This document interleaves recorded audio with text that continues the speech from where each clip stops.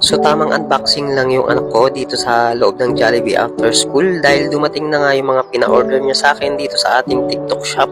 Dahil nga gusto niya itry to, so binili ko sa kanya itong chocolate Dubai pistachio. Pero bago ko orderin yun, chinek ko muna kung safe siya kainin. Dahil nga mahilig din mag-drawing yung anak ko, nagpabili rin siya ng pencil marker, yung complete set na.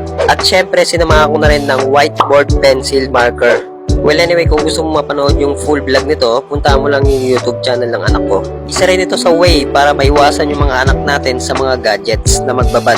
So instead magbabad sa cellphone or gadgets, bilihan natin sila ng tools na pwedeng makapag-focus sila sa arts at para ma-exercise ang kanilang creativity.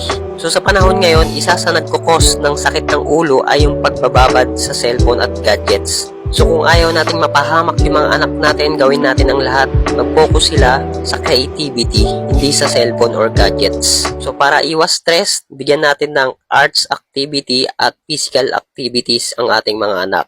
At i-click mo na yung yellow basket kung gusto mong itry yung mga binili ko sa anak ko.